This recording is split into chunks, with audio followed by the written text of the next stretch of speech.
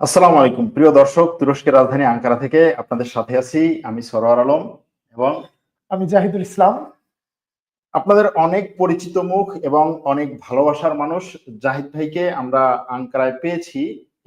এই সুযোগটা আমরা হাতছাড়া করতে চাইনি।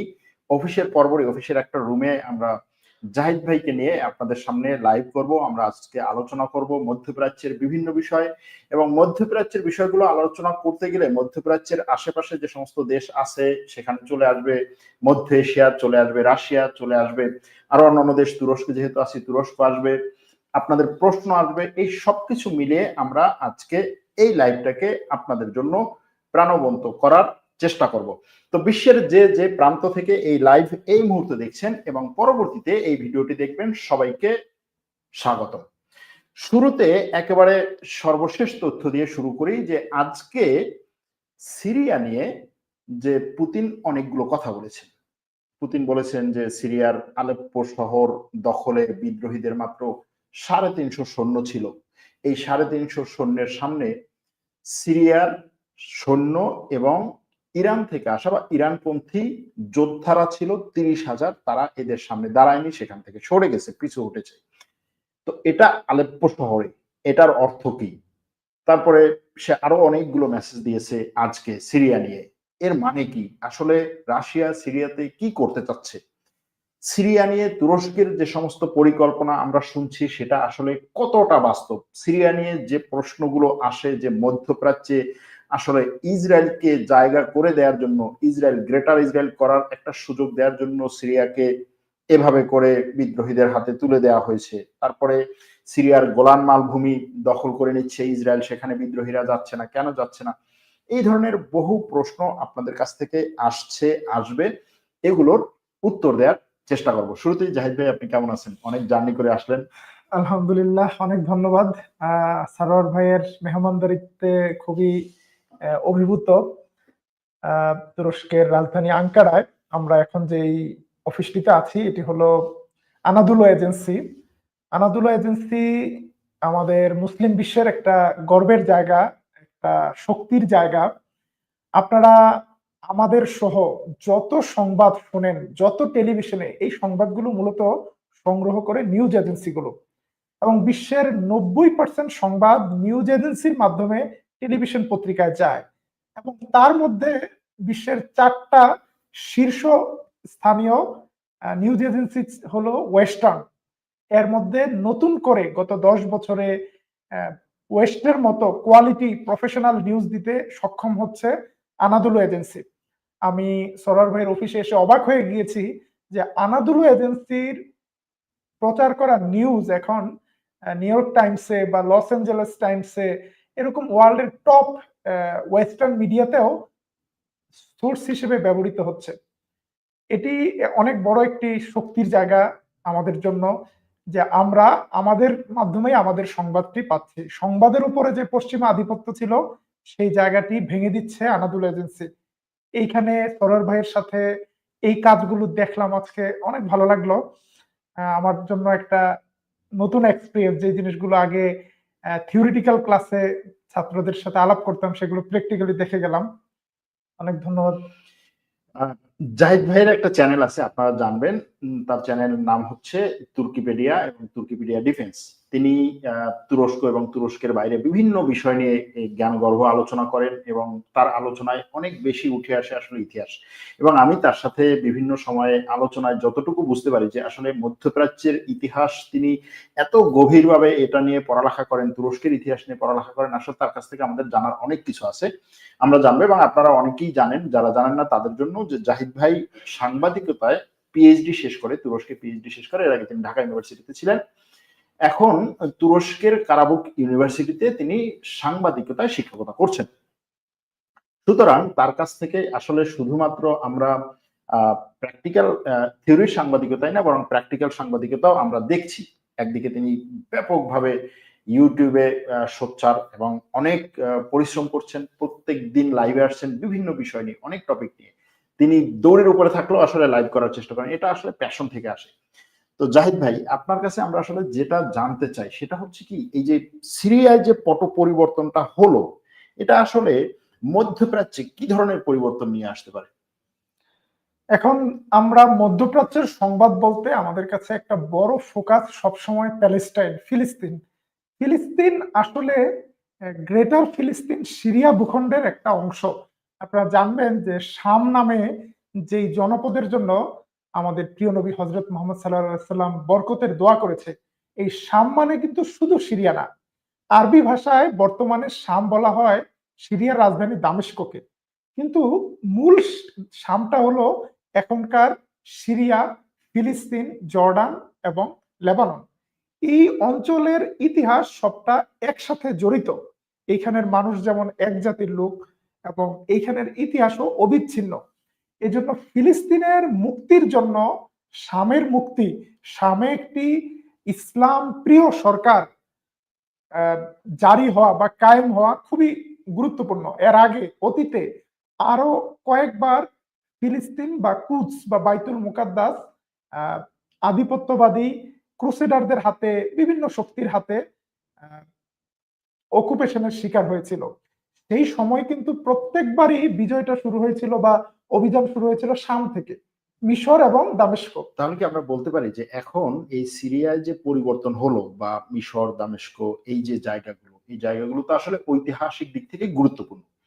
এখন হয়তো আপনি এটা ইঙ্গিত করার চেষ্টা করছেন যে এখান থেকেই পরিবর্তনটা আসবে, কিন্তু সেই পরিবর্তনটা কি এখন যারা সিরিয়ায় ক্ষমতায় এসেছে তাদেরকে নিয়ে বিভিন্ন ধরনের বক্তব্য আছে যে তারা ক্ষমতায় আসছে, আসার পরে তারা একদিকে ক্ষমতা দখল করছে, অন্যদিকে বাশার আসাদকে তাড়িয়ে দেওয়ার কারণে তাদের এই সিরিয়ার যত অস্ত্র শস্ত্র ছিল সব ইসরায়েল ধ্বংস করে দিয়েছে, সেখানে তারা কোনো কিছু করতে পারেনি বা করেনি।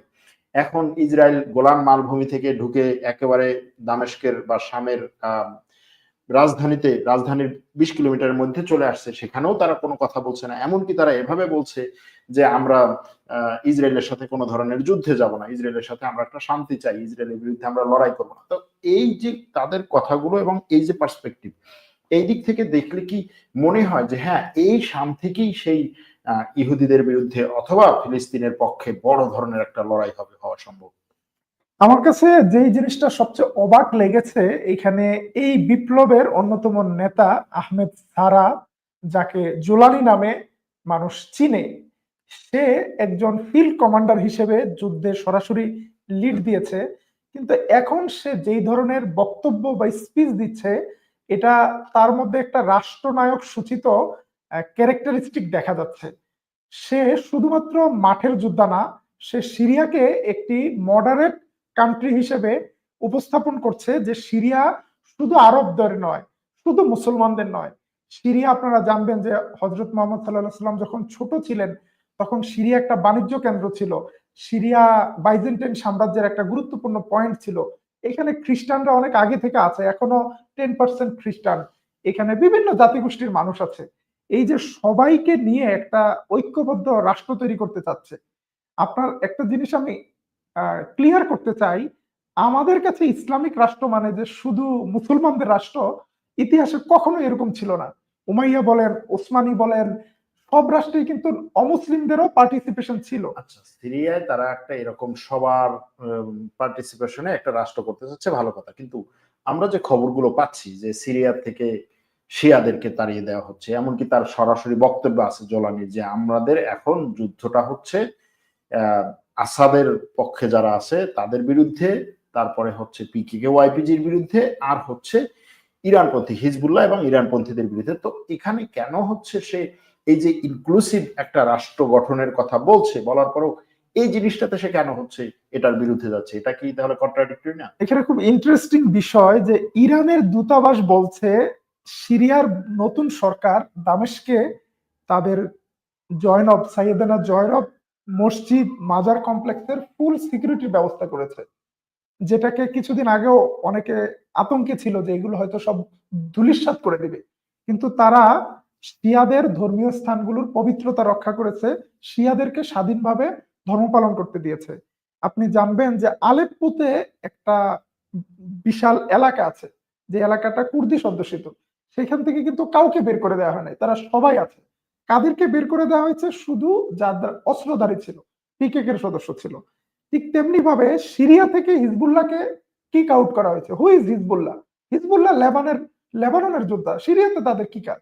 দে are not Syrian, they are outsider. যারা ইরানি মিলিশিয়া ছিল তাদেরকে আফগানিস্তান থেকে ধরে নিয়ে আসা হয়েছে যুদ্ধ করার জন্য। দে আর নট সিরিয়ান, বাট না কিন্তু সিরিয়ার যারা শিয়া তারা কিন্তু না সিরিয়াতে কিন্তু আছে। কিন্তু আপনি যখন হচ্ছে ইসরায়েলের বিরুদ্ধে একটা গ্রেটার মুসলিম ঐক্য বানাতে চাবেন, একটা বড় শক্তি হতে চাবেন, সেখানে আপনি আফগানিস্তান থেকে নিয়ে আসবেন, বাংলাদেশ থেকে নিয়ে আসবেন, পাকিস্তান থেকে নিয়ে আসবেন, লেবানন থেকে নিয়ে আসবেন, হিজবুল্লাহ নিয়ে আসবেন, ইরান থেকে নিয়ে আসবেন, এভাবেই তো আপনি শক্তি অর্জন করবেন। তো সেটা আপনি করতে দিবেন না। এখন এই যে বিভিন্ন দেশ থেকে যে মিলিশিয়া বাহিনীরা আসছে, তারা কি আসলে ফিলিস্তিনের বিরুদ্ধে যুদ্ধ করতে আসছিল, নাকি তারা সিরিয়ার জনগণের বিরুদ্ধে যুদ্ধ করতে আসছে? বলা আপনি তো হয়। দেখবেন যে হাকান ফিদান কিন্তু গতকালকে একটি কথা বলেছে যে ইরানের বিভিন্ন প্রক্সি বাহিনী কিন্তু সিরিয়াতে ছিল বাশার আল আসাদের সময়। হুম। ইসরায়েলের সীমান্তে ছিল তারা, বলা যায় ইসরায়েলের সাথে সীমান্ত আছে। কোথায়? এরা তো গাজার গণহত্যা বন্ধ করতে একটাও মিলিটারি পাঠায় নাই, গোলানের উপর দিয়ে তো এরা কোনো বাহিনী পাঠায় নাই।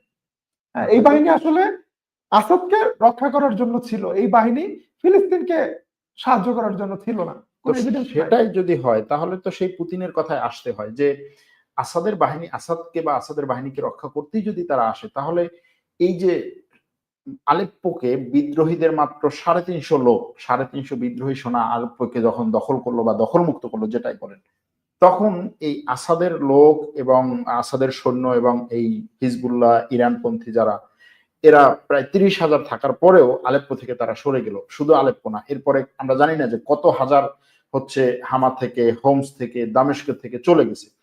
তো তারা যদি এই বাশার আল আসাদকে রক্ষা করার জন্যই যদি তারা এটা করে আসে, তাহলে কেন বাশার আল আসাদকে রক্ষা না করে এই অল্প সৈন্যের মানে সামনে তারা না দাঁড়াইয়া হচ্ছে চলে গেল? এখানে আমরা যুদ্ধে মিডিয়াতে যতটুকু দেখেছি, যুদ্ধের আরো অনেকগুলো আসপেক্ট আছে যেগুলো আমরা খালি চোখে দেখছি না। এখানে যুদ্ধটা যেমন ফিল্ডের একটা ফাইট হয়েছে, আবার এখানে বিভিন্ন টেবিলে কূটনীতির অনেক হিসাব নিকাশ দেনা পাওনা হয়েছে।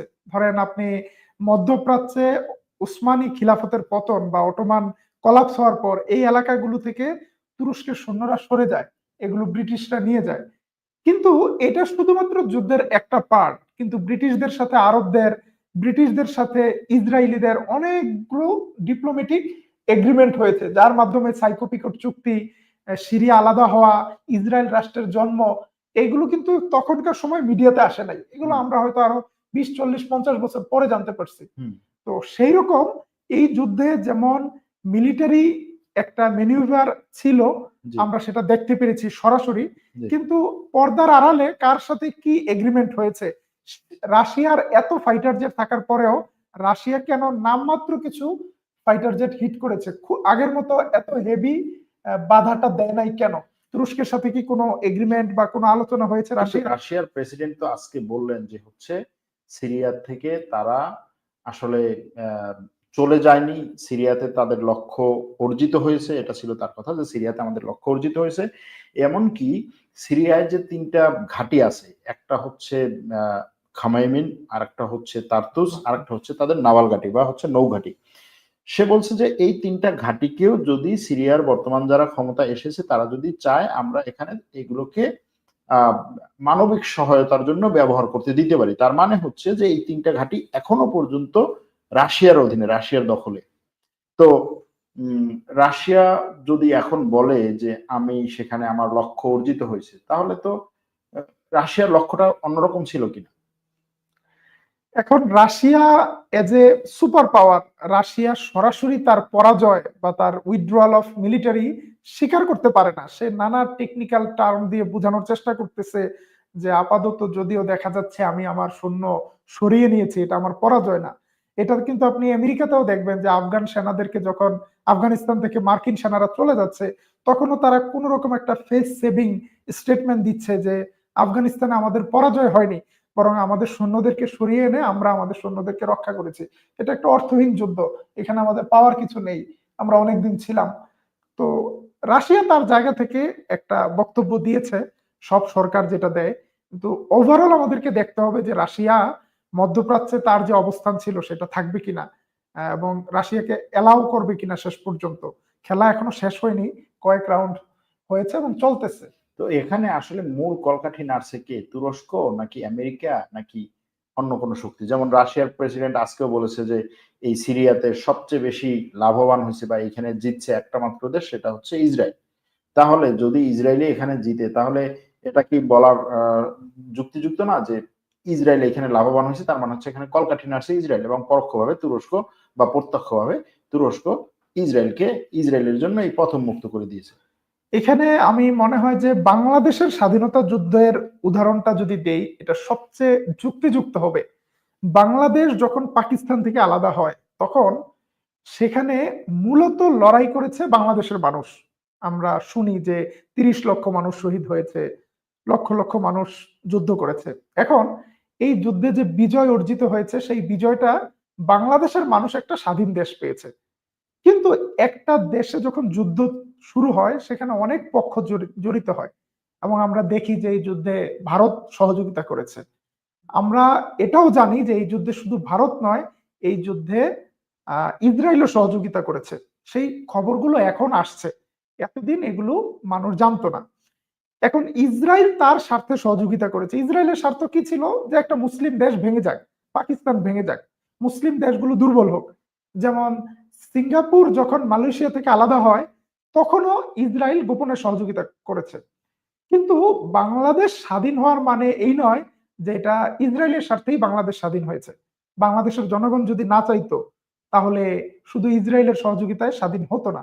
এখন ইসরায়েলের জন্য এইখানে একটা বড় থ্রেট ছিল যে ইরান থেকে যে অস্ত্রের সাপ্লাইটা এই মুহূর্তে হিজবুল্লাহর জন্য আসছে, এটাকে ইসরায়েল বন্ধ করতে চায়। এটা যার মাধ্যমে হোক, তার মাধ্যমে হতে পারে। এই মুহূর্তে এটা ইসরায়েলের প্রায়োরিটি। অনেক সময় অনেকগুলো ইন্টারেস্ট একটা জায়গায় এসে যায়, সবাই চাবে তার স্বার্থ উদ্ধার করতে। কিন্তু এটা এককভাবে বলা কি সম্ভব যে এই যুদ্ধের কারণে শুধুই ইসরায়েলের লাভ হয়েছে? এই যে ১.৫ কোটি মানুষ নিজের দেশ হারা, তারা যে দেশে ফিরতে পারছে, যারা একটা জেনারেশনই অন্য দেশে বড় হয়েছে, মানুষের নানা ধরনের লাঞ্ছনা, নিজের দেশ না থাকলে যেটা হয়, কত মানুষের পাসপোর্ট নাই, কোনো পরিচয় নাই, যার দেশ আছে, দেশে বাড়ি ঘর ভবন সব আছে, দেশহীন ছিল। আজকে এই মানুষগুলো দেশে ফিরছে, নতুন করে ইউনিভার্সিটিতে ক্লাস শুরু হচ্ছে, কর্মসংস্থানের সুযোগ হয়েছে। আজকে দেখলাম যে লাতাকিয়া বন্দর চালু হয়ে গিয়েছে। তার মানে সিরিয়াতে এক্সপোর্ট ইম্পোর্ট শুরু হবে, ব্যবসা বাণিজ্য। সিরিয়ার মানুষ নিজেদের মেরুদণ্ড সোজা করে দাঁড়াচ্ছে। আমি এটাকে কেন কিভাবে শুধু ইসরায়েলের বিজয় হিসেবে দেখাবো? হ্যাঁ, একদিক থেকে ইসরায়েল জায়গা দখল করছে, আগাচ্ছে, সিরিয়ার রাজধানী পর্যন্ত আসছে। আরেক দিক থেকে এখন ওই সমস্ত দুই একটা পোর্ট ওপেন হইলেই কি আর না হইলেই কি, আপনার রাজধানী যদি দখল হয়ে যায়, তো আপনি সে পোর্ট দিয়েই বা করবেন কি? আর আপনার হচ্ছে ওই ২-৪টা মানুষ দেশে ফিরল, সেটা দিয়ে হবে বা কি হবে? ওইদিকে আমার যদি ফিলিস্তিনি চলে যায়, তো ইসরায়েলের কি বলে এটাকে, সিরিয়ার আপনার ১ কোটি ১.৫ কোটি মানুষ দেশের বাইরে থাকুক, সমস্যা না, আমার ফিলিস্তিনকে তো আমার বাঁচাতে হবে। আসল জিনিস হচ্ছে আমার ফিলিস্তিন বাঁচানো, থাকুক না ২-৪-৫ কোটি মানুষ হচ্ছে দেশের বাইরে গিয়ে লাথি খাক, গুতা খাক, সমস্যা কি? তাহলে আমি আপনাকে প্রশ্ন করতে চাই যে সকল মুসলমানের রক্ত কি সমান দামি, নাকি ফিলিস্তিনিদের রক্ত একটু অতিরিক্ত দামি? মানে আপনি কি এখানে বলবেন যে ফিলিস্তিনিদের বা গাজার, ধরেন গাজার ২০ লক্ষ মানুষের কাছে সাহায্য পাঠানোর জন্য সিরিয়ার ৫০ লক্ষ মানুষের দেশ ছাড়া হওয়া উচিত? মানে সেটাই সিরিয়ার তো এখন মানুষদের দোষ চলছে। কি আপনি এখানে? দেখেন যে গাজা ভূখণ্ডে ৪০ লাখ মানুষ, ৪০,০০০ মানুষ মারা গেছে বা ৫০,০০০ মানুষ মারা গেছে। আপনার সুদানে তো প্রায় ২০-৩০,০০০ মানুষ মারা গেছে। এটা নিয়ে তো আপনি, আমি, আমরা কেউই কথা বলি না। তার মানে তো অবশ্যই গাজা বা ফিলিস্তিন মানুষের রক্তের মূল্য বেশি। কারণ তারা হচ্ছে মসজিদে আকসাকে রক্ষা করছে। সেখানে তারা এটার জন্য তারা জীবন দিচ্ছে। এই পবিত্র ভূমির জন্য জীবন দিচ্ছে। তো এদের তো মূল্য বেশি মনে হচ্ছে। এখন ফিলিস্তিনে যেহেতু বাইতুল মুকাদ্দাস আছে, আমাদের প্রথম কেবলা, ফিলিস্তিনের জন্য আমাদের ভালোবাসা আছে। আমি যেটা আগে বলেছি যে ফিলিস্তিন সাম্রাজ্যবাদীদের কারণে বিচ্ছিন্ন হয়েছে, অথচ এই ফিলিস্তিন সিরিয়া বা শামের একটি অংশ। ফিলিস্তিনকে স্বাধীন করতে হলে আগে শামকে স্বাধীন করতে হবে। এখন ধরেন গত ৫১ বছর ধরে ফিলিস্তিনের পাশে সবচেয়ে বড় শক্তিশালী যে দেশ সিরিয়া, সেখানে একটা কমিউনিস্ট দল ক্ষমতায় ছিল, বাথ পার্টি ক্ষমতায় ছিল, এবং অনেক বড় একজন জালিম ক্ষমতায় ছিল, এবং এমন একজন শাসক ক্ষমতায় ছিল যে ইসরায়েলের সাথে গোপনে লিয়াজু মেনটেন করত। আপনি উল্টাটা দেখেন যে এখন এমন এক দল লোক সিরিয়াকে শাসন করছে, যারা উমাইয়া মসজিদে নারাই তাকবীর দিচ্ছে, যারা মেসেজ দিচ্ছে যে আমরা উমাইয়া মসজিদ মুক্ত করেছি, আমরা এখন নেক্সট বাইতুল মুকাদ্দাসে যাব। এই ভাই কথাটা এরকম কিন্তু আপনি গত 50 বছরে একবারও বলতে পারবেন না যে আসাদ বা আসাদের বাপ একবারও বলছে যে আমি বাইতুল মুকাদ্দাস আহ, বিজয় করতে চাই। ভাই এই এখন অনুভূতি, এই স্পিরিট তাদের মধ্যে কি এখন ছিল? এরকম নারায় তাকবীর তো বিভিন্ন জায়গায় শুনি। তুরস্ক ওই যে আহ, আয়া সোফিয়া মসজিদ করার পরে সেখানে বিশাল বিশাল নারায় তাকবীর। তো সেই এরদোগানই তো আবার হচ্ছে তলে তলে ইসরায়েলের সাপোর্ট দেয়। তো সেই নারায় তাকবীর দিয়ে কি হবে? এখন তারা এরদোগানের সাপোর্ট নিয়ে আসছে যে এরদোগান হচ্ছে ইসরায়েলকে সাপোর্ট দেয় একেবারে সবকিছু দিয়ে। তো এই নারায় তাকবীর দিয়ে কি হবে? এখন আপনি এমন একটা জিও পলিটিক্সে অবস্থান করতেছেন যে ইসরায়েল আপনার প্রতিবেশী। আপনি স্বীকৃতি দিলেও প্রতিবেশী, স্বীকৃতি না দিলেও প্রতিবেশী। ইসরায়েল তো আপনার প্রতিবেশী। এখন আপনি ইসরায়েলের কাছ থেকে যদি ফিলিস্তিনকে উদ্ধার করতে চান, আপনাকে ইসরায়েলকে কাউন্টার দেওয়ার মতো শক্তি তো মানে শক্তি সম্পন্ন হইতে হবে। যতদিন আপনি সেই শক্তি অর্জন না করেন, ততদিন কিন্তু আপনাকে কনফ্লিক্ট রেজুলেশন করে চলতে হবে, তাকে ম্যানেজ করে চলতে হবে। এখন তুরস্কের প্রতিবেশী এই রিজিয়নের একটি দেশ হলো ইসরায়েল, এবং ইসরায়েলের সাথে যে ডিপ্লোম্যাটিক রিলেশন, এটা কিন্তু এরদোয়ানের শাসনামলে শুরু হয় নাই। এটা শুরু হয়েছে অনেক আগে, 1948-49 সালের কামাল আতাতুর্কের দলের সময়। তো এটা একটা কন্টিনিউয়াস লিগাসি। এইখানে এরদোয়ান যেটা করেছে যে এই রিলেশনটাকে পজিটিভলি ব্যবহার করার চেষ্টা করেছে, যে ইরানের কেউ চাইলেই কিন্তু পশ্চিম তীরে ঢুকতে পারে না, ইরানের কেউ চাইলে গাজায় প্রবেশ করতে পারে না, কারণ তারা ইসরায়েলকে স্বীকৃতি দেয় নাই। হুম। তুরস্ক যেহেতু স্বীকৃতি দিয়েছে, তুরস্কের হাজার হাজার মানুষ তুর্কিশ পাসপোর্ট নিয়ে পশ্চিম তীরে যাচ্ছে, বাইতুল মুকাদ্দাসে যাচ্ছে, গাজায় যাচ্ছে, তারা ফিলিস্তিনের মানুষকে সাহায্য দিচ্ছে। তো এইভাবে তার মানে যখন আপনি বলতেছেন যে এই ইসরায়েলকে সব দেশের স্বীকৃতি দেওয়া উচিত, সব মুসলিম দেশের স্বীকৃতি দেওয়া উচিত। আমি বলছি না যে ইসরায়েলকে স্বীকৃতি দেওয়া উচিত, যেই রাষ্ট্রগুলো স্বীকৃতি দিয়েছে, মনে করেন জর্ডান, তারপরে মিশর, তুরস্ক, হুম। তারা কিন্তু এই গাজা ক্রাইসিসের সময় প্রচুর পরিমাণে হিউম্যানিটেরিয়ান এইড দিতে পারছে, যেহেতু তাদের সাথে সীমান্ত ওপেন এবং তারা অ্যাক্সেস পাচ্ছে। ঠিক মানে আছে। ইসরায়েল প্রত্যেকদিন এখন হাজার হাজার মানুষ মারছে, আপনি খাওয়াইয়ে কি আর না খাওয়াইলে কি? এখন এই যে যুদ্ধটা শুরু হলো, আমাদেরকে বুঝতে হবে যে এই যুদ্ধটা কার পরিকল্পনায় শুরু হলো। কার পরিকল্পনা? যেখানে আপনার আশেপাশের এমন কোন রাষ্ট্র নেই, এমন কোন শক্তি নেই যে আপনাকে প্রোটেকশন দিবে। আপনার মাথার উপরে কোনো এয়ার ডিফেন্স নেই। আপনি একটা সম্পূর্ণ নিরাপত্তাহীন একটা জাতিকে যুদ্ধের দিকে ঠেলে দিচ্ছেন।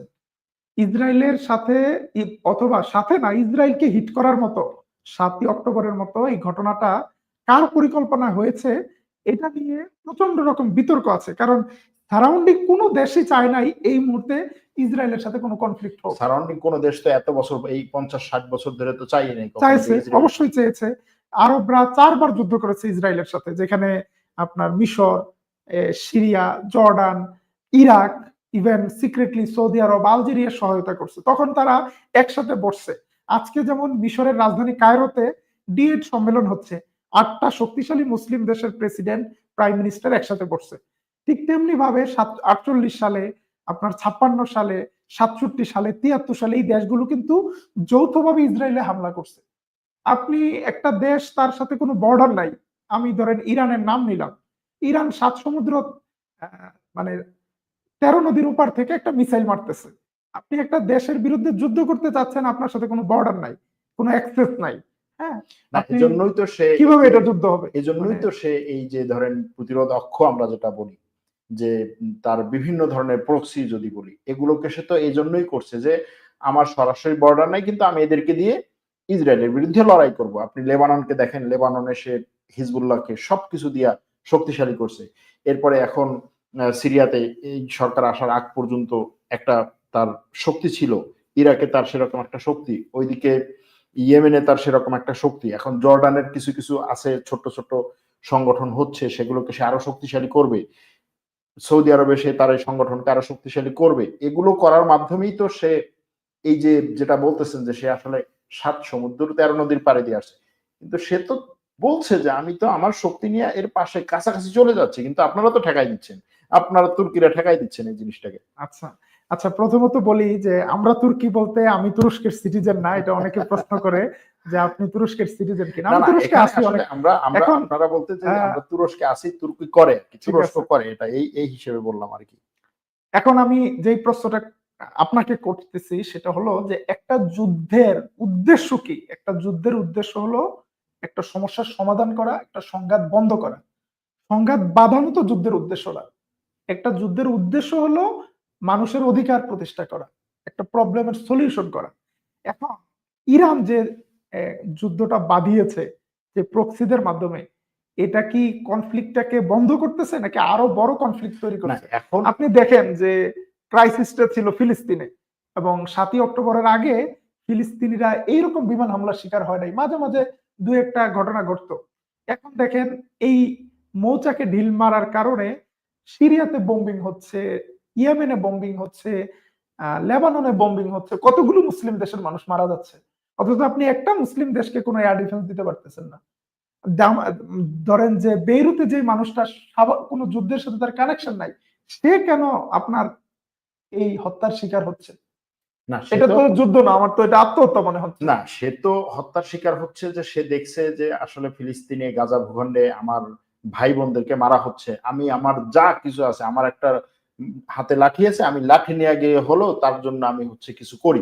সে তো সেখান থেকে ধরেন তার হাতে যে রকেট গুলো আছে সেগুলো ইসরায়েলের দিকে ছুটছে, এবং ছোড়ার পরে ইসরায়েল তার উপরে ব্যাপকভাবে হামলা করছে। এখন এই ইসরায়েল হামলা করবে না, ইসরায়েল কিছু না করুক, আমি চুপচাপ বসে থাকি, আমি এখান থেকে ফায়দা নিই, এটা করা ভালো, নাকি একজন মুসলিম ভাইকে ইসরায়েল মারতেছে, সেখানে আমি যতটুকু পারি, যে ইরান যতটুকু পারে সেটুকু নিয়ে করছে, অন্য কোনো মুসলিম দেশ তো আগাই আসে?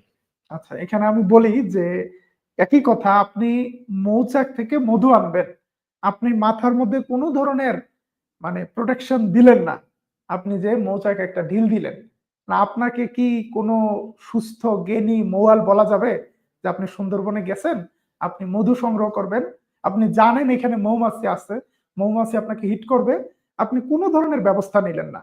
আপনি বললেন যে আপনি 20 লক্ষ মানুষকে উদ্ধার করতে চান, আপনি 2 কোটি মানুষকে অনিরাপদ করে ফেললেন। আপনি একটা শহরকে উদ্ধার মানে রক্ষা করার কথা বলে আপনি 10টা মুসলিম ক্যাপিটালকে অনিরাপদ করে ফেললেন। মানে এটাতে মানে আপনার লস হচ্ছে না লাভ না, হচ্ছে? এখন এই মুসলিম ক্যাপিটাল গুলো মুসলমানদেরকে, ফিলিস্তিনিদেরকে বাঁচানোর দায়িত্ব কি শুধুমাত্র ইরানের একা? ইরানকে কে বলেছে যে কোনো মুসলিম দেশের সাথে কনসালটেশন না করে এই যুদ্ধটা বাঁধানোর জন্য? ইরান কি সৌদি আরবের সাথে আলাপ করেছে যে আমি ফিলিস্তিনের জন্য যুদ্ধ করতে চাই, তোমার কাছ থেকে সাহায্য চাই, তুমি তোমার দেশের আকাশ সীমা আমার জন্য খুলে দাও?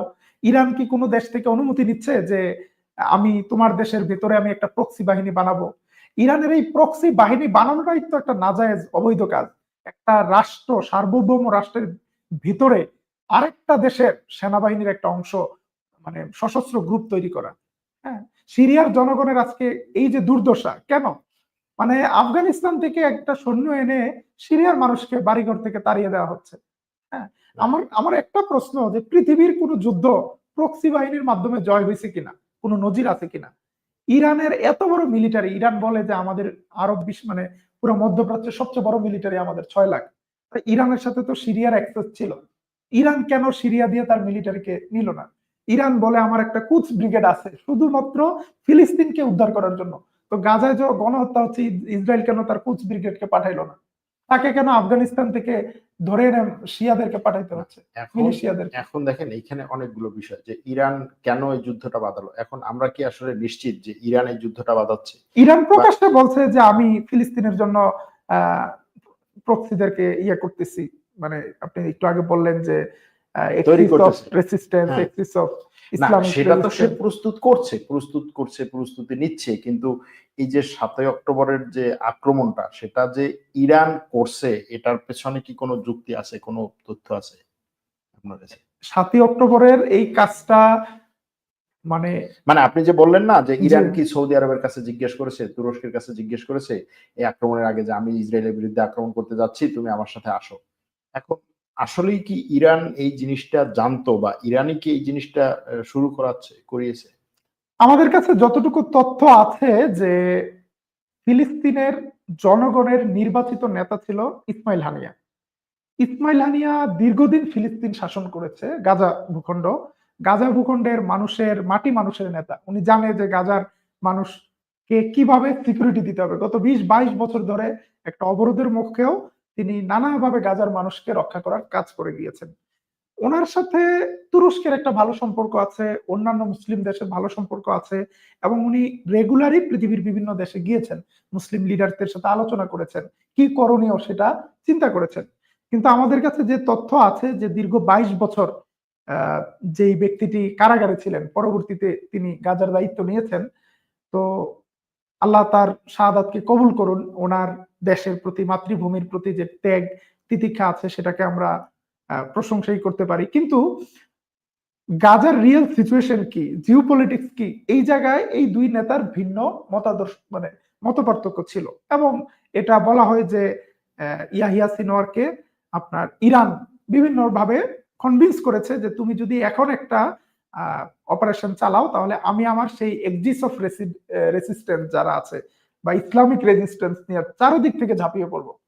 এবং এরকমই কিন্তু আমরা প্রথম থেকে দেখছি যে সবাই আসবে। হিজবুল্লাহ প্রধান যে ছিল হাসান নাসরুল্লাহ, উনি ঘোষণা দিবে, ভাষণ দিবে, সে কি পরিমাণ মানে ট্রেইলার হচ্ছে, উনি হাঁটছে যে বিশাল কিছু একটা হবে। শেষ পর্যন্ত দেখলাম কিছুই হলো না। টাইম মতো কেউ গাজার পাশে দাঁড়ায় নাই, মানে গাজাবাসীকে ছেড়ে দেওয়া হয়েছে। তারপরে বললো যে এটা রেড লাইন। ইরানে কিন্তু বলছে যে গাজায় স্থল অভিযান হবে রেড লাইন, গাজায় যদি স্থল অভিযান চালানো হয় ইসরায়েল, আমরা একটা কিছু করব।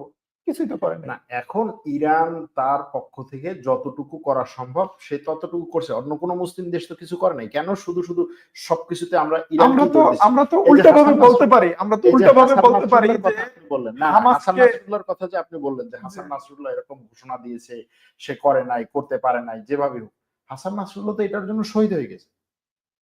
এখন আমার কাছে তো এই সে প্রশ্ন কি যে মানে জাস্ট হচ্ছে একটা শো করার জন্য এই কাজ করছে? সে তার পুরো একেবারে টিম নিয়ে, মানে হিজবুল্লাহর সব ম্যানেজমেন্টের বা ঊর্ধ্বতন যত বড় টিম ছিল পুরো টিমটা এখানে তো সে শহীদ হয়ে গেছে।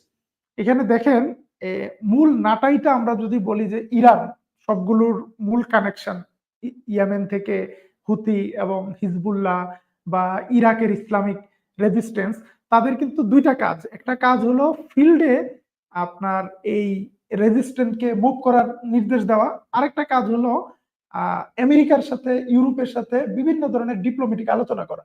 আমরা কিন্তু অনেকবার দেখেছি যে তারা true promise 1, true promise 2, true promise 3 এগুলোর কথা বলছে। আবার তলে তলে আমেরিকার সাথে থার্ড পার্টির মাধ্যমে আলোচনা হচ্ছে। আপনি দেখেন, আমি আমি কিন্তু এটাও, অনেকে বলে যে আজকে হামাসের যে দুর্দশা, গাজার যে দুরবস্থা, এটা ইরানের কারণে হয়েছে।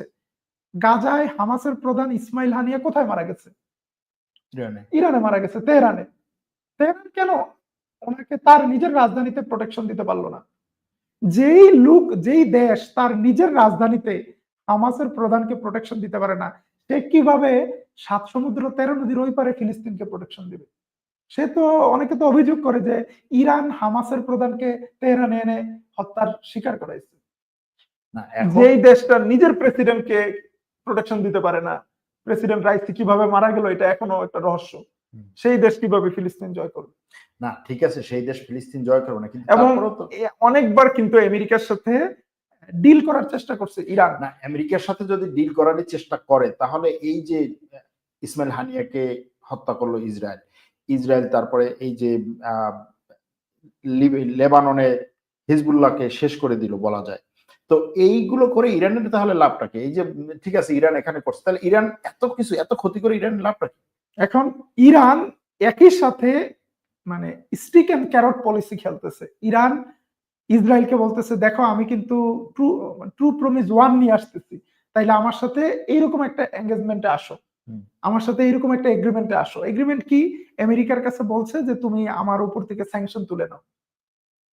এবং আমেরিকা যখন দেখতেছে যে না ইরান হামলা করবে, আমেরিকা তাকে নানাভাবে সান্ত্বনা দিচ্ছে, ঠিক আছে ইসমাইল হানিয়াকে মেরে ফেলছে, তুমি এখনই কোনো প্রতিশোধ নিও না, আমি তোমাকে এটা সেটা করতেছি। কিন্তু শেষ পর্যন্ত কেউ কারো কথা রাখে নাই, তখন আবার সে একটা আক্রমণের ইয়ে করছে।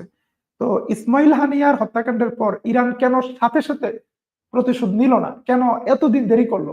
এখানে তো অনেক প্রশ্ন আছে যে তাহলে কি, অনেক প্রশ্ন কি এটা স্পষ্ট। ইরান বলছে যে আমেরিকা আমাদেরকে কথা দিয়েছিল, আমেরিকা আমাদের সাথে ওয়াদা ভঙ্গ করেছে। তার মানে আপনি আমেরিকার সাথে টপ সিক্রেট আলোচনা করতেছেন বিহাইন্ড দ্য সিন। আলোচনায় যখন সফল হচ্ছেন না তখন আপনি হামলা করার নির্দেশ দিচ্ছেন। যদি সত্যি ইরান যখন হামাস আক্রমণটা শুরু করেছিল তার সব প্রক্সিদেরকে দিয়ে আক্রমণ করতো, সিচুয়েশনটা ডিফারেন্ট থাকতো। ইরান অনেকবার সুতা টান দেয় এবং ঢিল দেয় ঘুরি আচ্ছা, উড়ানোর মতো। এটার কারণ কি? তা বুঝলাম, ঠিক আছে, ইরান যদি হচ্ছে তার প্রক্সি গুলো দিয়ে সঠিকভাবে আক্রমণটা করতো, এটা আমারও প্রশ্ন, যে আমিও বুঝতেছি না। ঠিক আছে, ইরান সঠিকভাবে যদি আক্রমণ করতো তাহলে সিচুয়েশনটা ভিন্ন হতো। তাহলে আক্রমণটা না করার কারণটা কি? এই যে ধরেন আপনি যেটা বললেন যে আহ, হিজবুল্লাহর নেতা বক্তব্য দিবে, এই ঘটনা শুরু হওয়ার পরে 1 সপ্তাহ পরে বক্তব্য দেওয়ার কথা ছিল, সেখানে একটা ঘোষণা আসবে আসবে আমরা ভাবছিলাম, আমরাও এখানে ভাবছিলাম। তো সেই যে ঘোষণাটা আসলো না, তাহলে এখানে কেন এটা করলো? এইখানে একটা বিষয় হতে পারে যে ইরান যেভাবে ক্যালকুলেশন করেছে হুম। যুদ্ধের আগে এবং যুদ্ধের পরে সিচুয়েশন যেদিকে গিয়েছে, ইরান মনে করেছে যে সে এইভাবে যুদ্ধটাকে কন্টিনিউ করতে পারবে না। হুম। সে বারবার তার স্ট্র্যাটেজি চেঞ্জ করছে এবং হামাসকে যেভাবে সে কনভিন্স করছিল যে তোমরা যাও অ্যাটাক করো, 1000 মানুষকে বন্দি করে নিয়ে আসো, ইসরায়েল বাধ্য হবে তোমাদের সাথে আলোচনা করতে, ইসরায়েল তার কারাগার থেকে সবাইকে ছেড়ে দিতে বাধ্য হবে, যদি না ছাড়ে তাহলে আমরাও আক্রমণ করব। ইরান যেভাবে প্ল্যান করছে সেভাবে হয় নাই, ইরান বারবার তার প্ল্যান চেঞ্জ করছে। তাহলে কি আমরা এখানে বলতে পারি যে ঠিক আছে, ইরান তার একটা পরিকল্পনা নিয়ে আসলে সামনে নামছিল, সেই পরিকল্পনাতে সে সফল হয় নাই, কারণ হচ্ছে ইসরায়েলের পেছনে অনেকগুলো বড় বড় দেশ ছিল। ইসরায়েল যতটা আক্রমণ করবে এরা মনে করেছিল যে হচ্ছে 100, 150, 200, 500 বন্দি যদি করতে পারে তাহলে ইসরায়েল এটা নিয়ে নেগোসিয়েশনে আসবে, এবং নেগোসিয়েশনে আসলে ফিলিস্তিনিদেরকেও বন্দীদেরকেও মুক্তি দিবে, এবং ইসরায়েলের সাথে নতুন করে একটা চুক্তি হবে, এর মাধ্যমে অন্তত কয়েক হাজার ফিলিস্তিনি মুক্তি পাবে। তো এই যে পরিকল্পনাটা, এরকম একটা পরিকল্পনা নিয়ে যদি হচ্ছে এই আক্রমণটা শুরু করে, তাহলে তো সেটাকে মানে পজিটিভ একটা পরিকল্পনায় বলা যেতে পারে।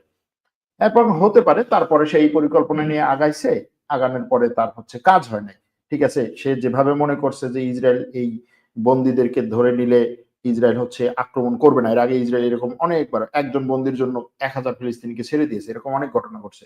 সুতরাং আহ এরকম একটা ঘটনা ঘটলে, বহু শত শত বন্দীকে ধরলে ইসরায়েল আর হচ্ছে আক্রমণ করবে না, সামনে আগাবে না, এ পরিকল্পনা। কিন্তু দেখা গেল যে ইসরায়েল সেখানে ভিন্নভাবে আগাচ্ছে, পুরো এত বছর ধরে তার যে পরিকল্পনা, তার যে স্ট্র্যাটেজি বা যে স্টাইলে সে আগাতো, সেটা থেকে ভিন্নভাবে আগাচ্ছে, এবং ইসরায়েলের পিছনে সবাই সাপোর্ট দিতে আসছে।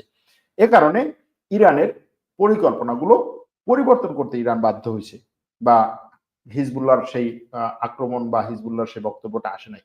তাহলে কি এখানে ইরানকে একেবারে মানে সাদা দাগে বা বড় দাগে দোষ দেয়া কতটা সঠিক?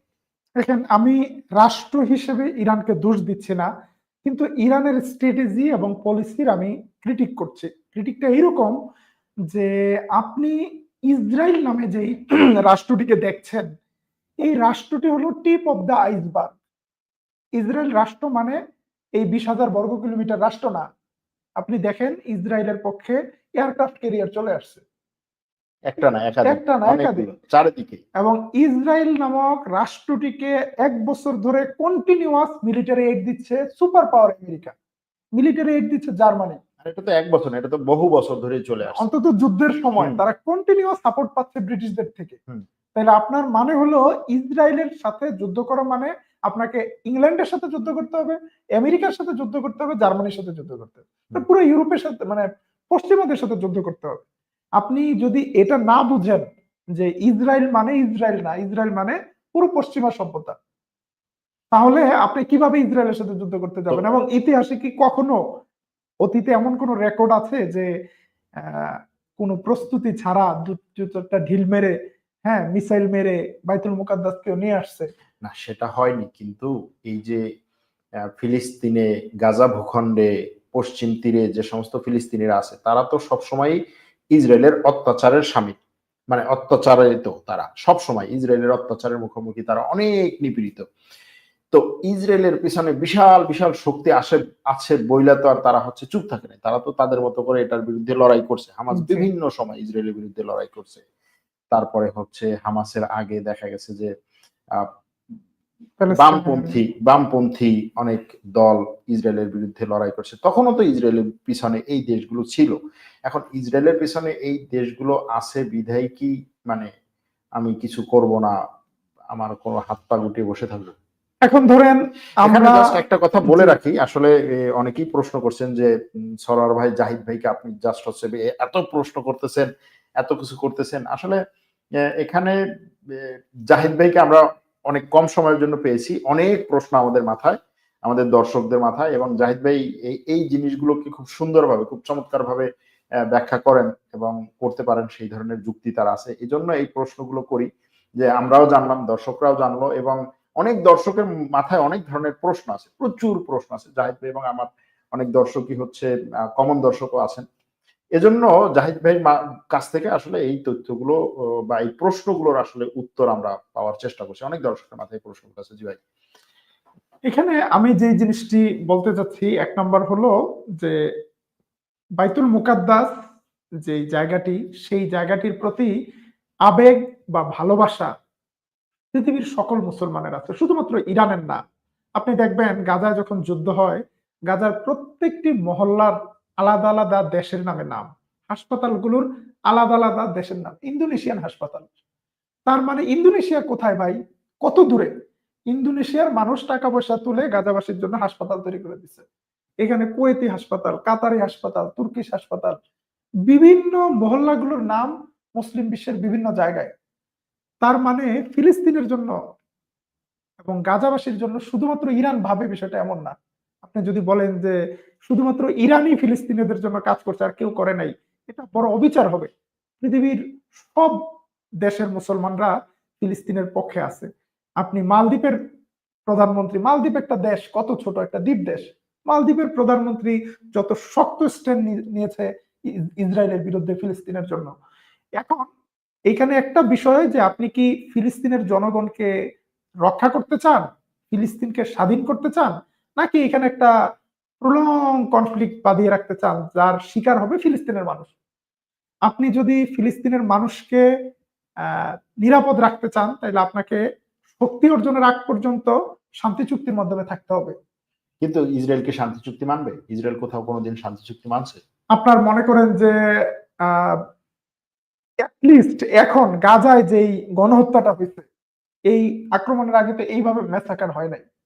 আপনি বলেন যে এই গাজা অপারেশনের মাধ্যমে ফিলিস্তিনবাসী কি অর্জন করছে? না, সেটা তো আমরা আজকে 1 বছর 1.5 বছর পরে এসে এটা বলতেছি যে কি অর্জন করছে, কিন্তু এই আক্রমণটা যখন শুরু বলেন হয়েছে, মিলিটারিলি, ফাইন্যান্সিয়ালি, কালচারালি গাজার অর্জনটা কি, যে গাজা না এইটা তো ওই অর্জন যেটা করছে? যে আমরা 1 বছর পরে এসে হয়তো আমরা বলতে পারি যে প্রশ্ন করতেছি যে আসলে কি অর্জন হলো, কিন্তু আপনি যখন যুদ্ধটা শুরু করছেন, শুরুর দিনগুলোর পরের দিনগুলো যখন হচ্ছে তারা গাজা থেকে বের হয়ে অনেক দূরে পর্যন্ত এগিয়ে গেল, একেবারে পশ্চিম তীরের অনেকখানি কাছাকাছি চলে গেল, সেই সময় যে তাদের অগ্রগতি এবং তাদের যে স্পৃহা, সেটা দেখে এই যে মুসলমানদের মধ্যে যে একটা আশা ছিল যে হ্যাঁ এমন সুন্দরভাবে তারা বা এমন ভাবে তারা পরিকল্পনা আগাইছে যে আসলে এইভাবে তারা আগাইলে এরপরে বড় ধরনের একটা কিছু হবে। তো সেখান থেকে পরবর্তীতে এটা বিভিন্নভাবে টার্ন নিছে। আপনি যেটা বললেন যে বিভিন্ন সময়ে পরিকল্পনা পরিবর্তন করতে হয়েছে, এবং আজকে আমরা এখানে, কিন্তু আজকে এখানে আসছি বিধেই যে আপনি একেবারে শুরুর পরিকল্পনা বা শুরুর হামলাটাকে পুরোপুরি প্রশ্নবিদ্ধ করা, এটাও কি ঠিক সঠিক কিনা? আমি আপনাকে একটা কথা বলি যে হামাসের প্রধান ইসমাইল হানিয়া, হামাস মুভমেন্ট কোনো একটা মানে কাজ করবে, সেটা সবার আগে কার জানা উচিত? ইসমাইল হানিয়ার জানা উচিত। ধরেন তুরস্ক রাষ্ট্র একটা কাজ করবে, এটা তো এরদোয়ানের জানা উচিত। বা ইরান একটা কাজ করবে, এটা তো মাসুদ পেজেশকিয়ানের জানা উচিত। হামাস প্রধান সেই সময় ইস্তাম্বুলে ছিল, তিনি কিছুই জানেন না যে গাজা থেকে এত বড় একটা সামরিক অপারেশন হয়েছে, কিছুই জানেন না। এবং তুরস্ক তাকে বলল যে আপনি এখানে বসে আছেন, আপনার দেশ থেকে এইভাবে একটা আক্রমণ হয়েছে, এখন তো পুরোটা দোষ হবে কার? তুরস্কের, যে তুরস্কে বসে এরা এই যুদ্ধটা বাধাইছে। তখন ইসমাইল হানিয়া আস্তে করে কাতারে চলে গেলেন। আমরা মানে দেখলাম তুরস্ক যে তাকে পাঠাই দিল।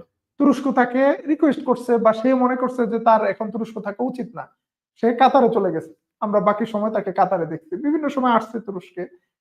তো এমন একটা অপারেশন হচ্ছে হামাসের প্রধান জানে না, তাহলে এই বিষয়টাতে তো কিছু বাট কিছু আছে। বাট তো আছে, বাট কিন্তু এগুলো তো অনেক কিছু আছে, কিন্তু বিষয়টা হচ্ছে যে আমরাও তো অনেক কিছু জানি না। এখন যদি এভাবে দেখি যে ইসমাইল হানিয়ে তুরস্কে আছে, ওইদিকে আক্রমণটা হলো, ইসমাইল হানিয়াকে জানালো না। এখন আমরা উম, হিজবুল্লাহর পেজার বিস্ফোরণটা যেভাবে দেখছি যে তাদের পকেটে একটা ডিভাইস, সবগুলো ডিভাইস এক সময়ে বিস্ফোরিত হয়, তার মানে হচ্ছে যে ইসরায়েল এখানে প্রত্যেকটা জিনিসকে ফলো করতে পারে, জানতে পারে, এরকম একটা পরিস্থিতি। তো এখন তারা ওইখান থেকে এই বিষয়টা যদি ইসমাইল হানিয়ার সাথে ফোনে আলাপ করে, জানায়, এটা নিয়ে ডিসকাশন হয়, সেটা যে ইসরায়েল জানবে না সেটার নিশ্চয় থেকে, এটা হচ্ছে এক। দ্বিতীয় আরেকটা হচ্ছে যে তুরস্ক একটা ন্যাটোর সদস্য দেশ, এবং তুরস্ক পশ্চিমা বলয়, তুরস্ককে এই ক্ষেত্রে কতটা বিশ্বাস করবে, এটা হচ্ছে দুই।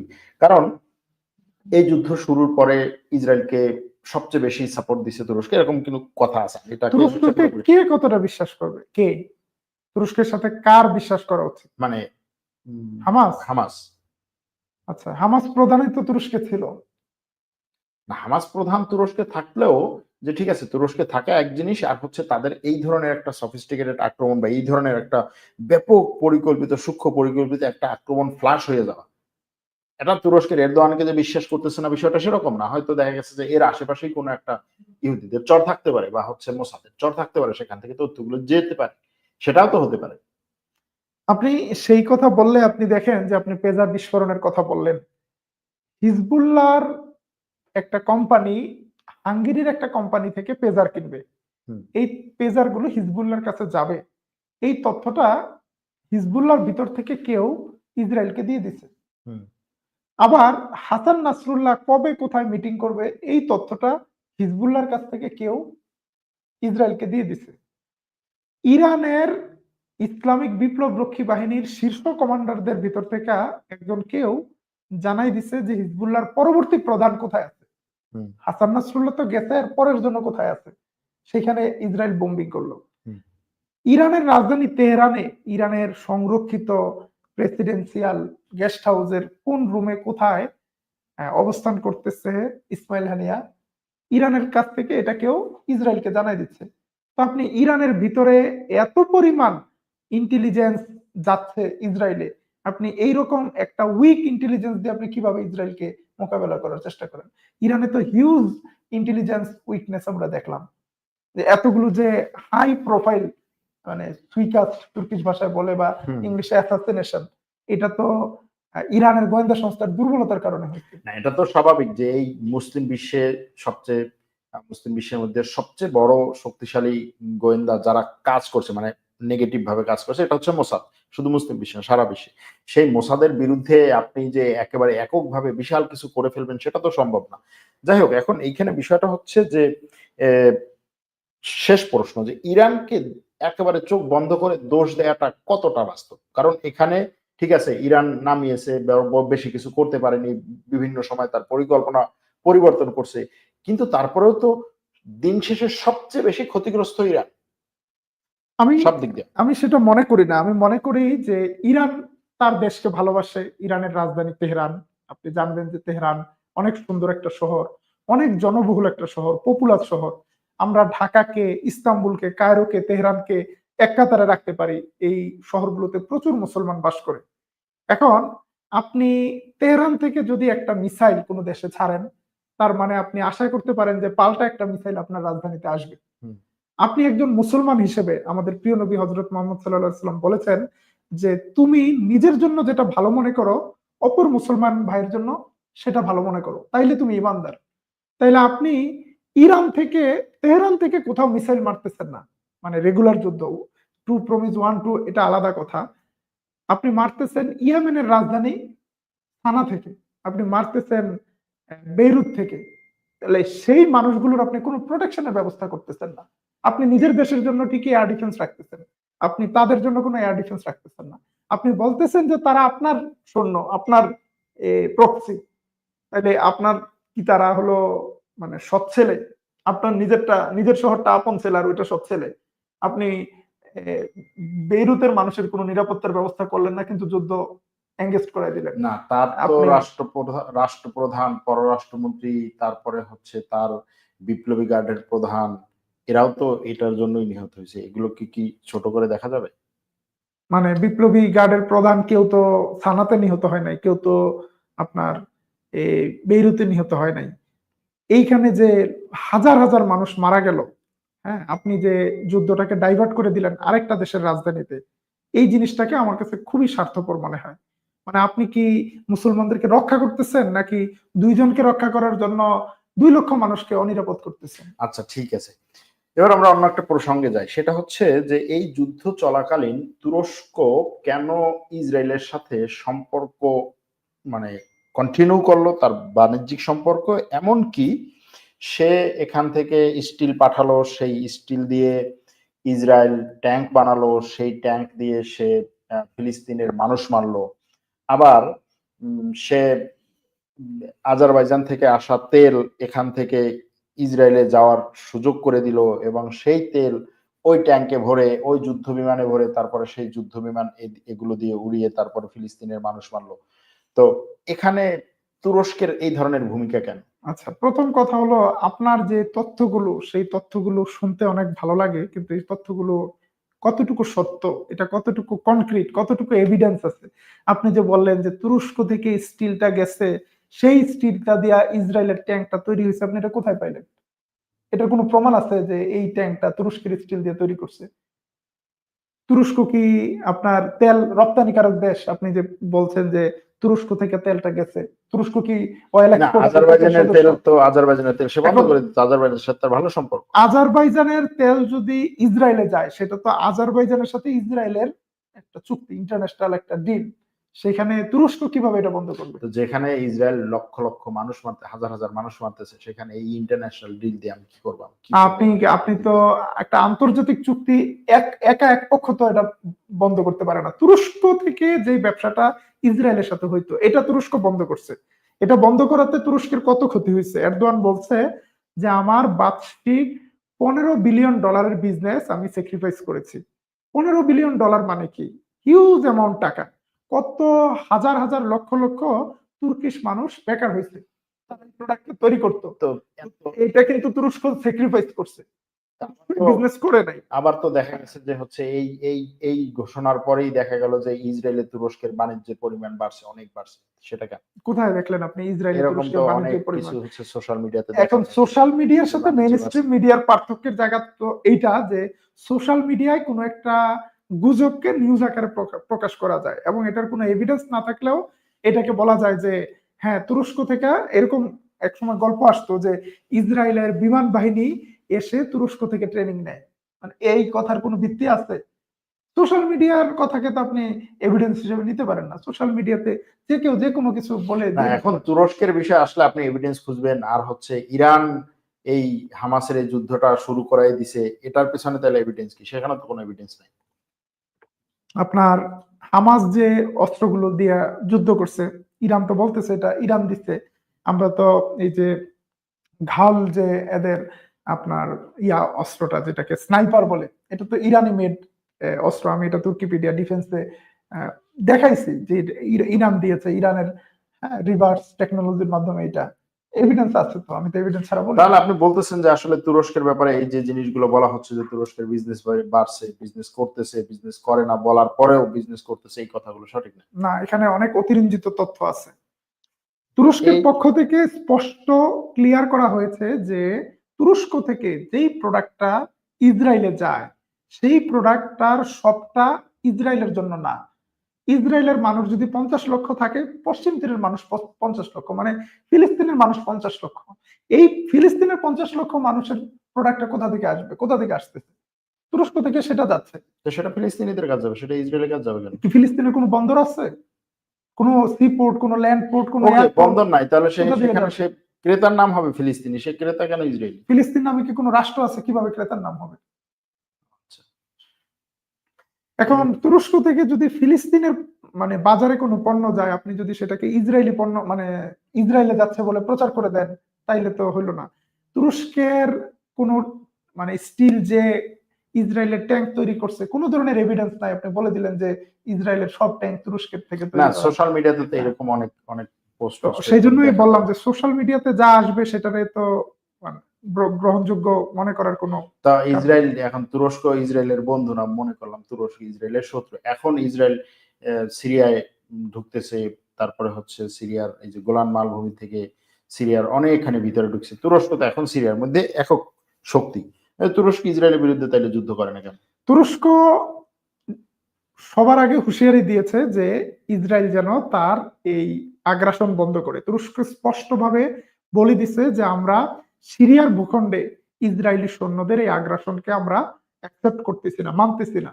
তুরস্ক আন্তর্জাতিক সম্প্রদায়ের সাথে কথা বলতেছে। আজকে কায়রোতে D8 এর সম্মেলন হচ্ছে, সেখানে তুরস্ক একা নয়, মুসলিম বিশ্বের 8টি মুসলিম দেশ, সেখানে ইরান আছে, মিশর আছে, বাংলাদেশ আছে, পাকিস্তান, ইন্দোনেশিয়া, মালয়েশিয়া, নাইজেরিয়া, সবাই একসাথে বসে কিন্তু একটা স্ট্র্যাটেজি খোঁজার চেষ্টা করতেছে কিভাবে ইসরায়েলকে ঠেকানো যায়। ইসরায়েলের বিরুদ্ধে শুধুমাত্র ইরান এটা আমি বিশ্বাস করি না।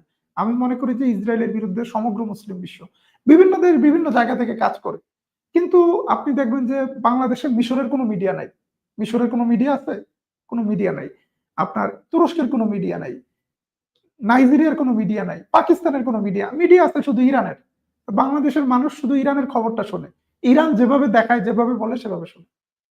কিন্তু ইসরায়েলি মিডিয়ার বিরুদ্ধে যেমন প্রচুর ফলস তথ্য ছড়ানোর অভিযোগ আছে, সেম অভিযোগ ইরানের মিডিয়ার বিরুদ্ধে আছে।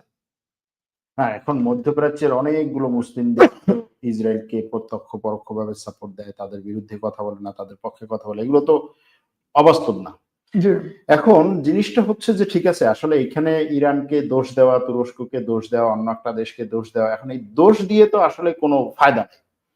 এখন এখানে এই যে ফিলিস্তিনে একটা বড় ধরনের সমস্যা, মানুষ মারা যাচ্ছে, এখনো মানুষ মারছে ইসরায়েল, কেউ থামাচ্ছে না, কেউ আগাইয়ে আসতেছে না, কেউ এটা নিয়ে কোনো কাজ করছে না। অন্যদিকে এখন আবার সিরিয়া দুর্বল হচ্ছে, সিরিয়া আপনার দুর্বল হওয়ার এই যে বললেন যে কেউ কাজ করছে না, এই কথাটার পাল্টা আরেকটা কথা হলো শুধু ইরান কাজ করছে। এই কথাটার সাথে আমি একমত না। আপনি দেখেন গাজা যুদ্ধ শুরু হওয়ার পর মুসলিম বিশ্ব ওআইসির 2-3 বার বৈঠক হয়েছে, আরব লীগের বৈঠক হয়েছে। ওআইসি তো ওআইসি এমনিতেই একটা থেকে ধ্বজভঙ্গ জিনিস। ওআইসি থেকে 10টা আরব পররাষ্ট্রমন্ত্রী একটা কমিটি করছে। তারা চষে বেড়াইছে জাতিসংঘের নিরাপত্তা পরিষদের 5টা সদস্য রাষ্ট্রের রাজধানীতে গেছে, সফর করছে, তাদেরকে কনভিন্স করছে।